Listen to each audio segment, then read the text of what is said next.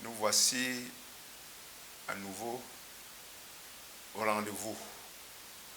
Nous allons méditer la parole de Dieu ce matin, telle qu'elle nous est adressée dans Éphésiens chapitre 2, verset 13. Je voudrais tout d'abord souhaiter la bienvenue à chacun de vous et la paix de Dieu.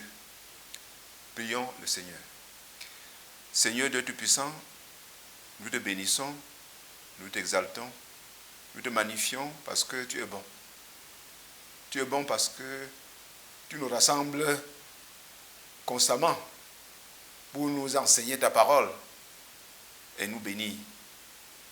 Merci pour cette matinée que tu nous donnes. Sois avec nous, dirige-nous et que tes enfants partent rassasiés de ta parole et qu'ils puissent être prêts à mettre à exécution tes instructions au nom de Jésus-Christ notre Seigneur. Amen. Notre texte se trouve donc dans Éphésiens chapitre 2, verset 13. Là, il est écrit: mais maintenant en Jésus-Christ, vous qui étiez jadis éloignés, vous avez été rapprochés par le sang de Christ. Les Juifs pieux considéraient tous les non-Juifs comme rituellement impurs, c'est-à-dire éloignés de Dieu et perdus.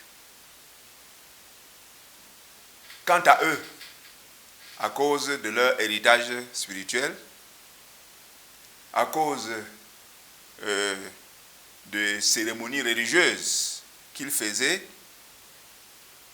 ils se voyaient purs.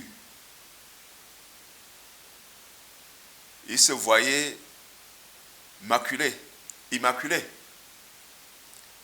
Alors, dans ce texte, Paul souligne que les Juifs, aussi bien que les non-Juifs, sont impurs.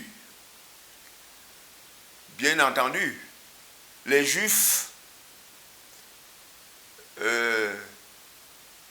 passaient par des sacrifices, faisaient des sacrifices, et ils estimaient que ces sacrifices les purifiaient. Mais l'apôtre Paul souligne ici que les Juifs, tant bien que les non-Juifs, ont besoin d'être purifiés par le sang de Jésus-Christ. Bien-aimés en Jésus-Christ, pour bien apprécier notre salut, nous devons nous souvenir de ce que nous étions. Nous étions des êtres perdus à jamais à cause de nos péchés, à cause de notre idolâtrie, à cause de nos sorcelleries, à cause de tout ce que nous faisions de mauvais devant Dieu.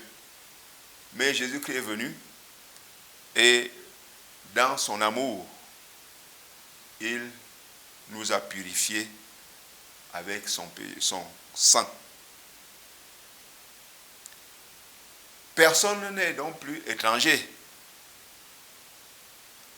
devant lui, à condition, bien entendu, d'abandonner le péché et de s'engager à le suivre, à lui obéir, à vivre pour lui seul.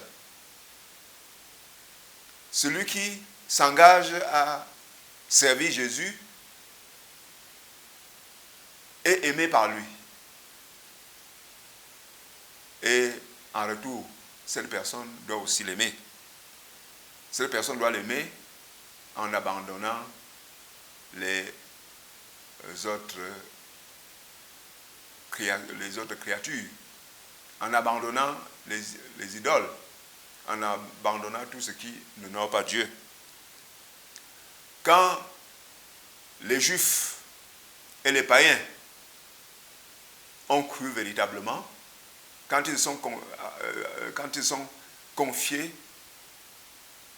entièrement à Dieu, ils se rapprochent les uns des autres aussi bien qu'ils se rapprochent de Dieu, aussi bien qu'ils sont sauvés. Voilà ce que nous devons retenir et nous devons bien le comprendre et mettre en pratique.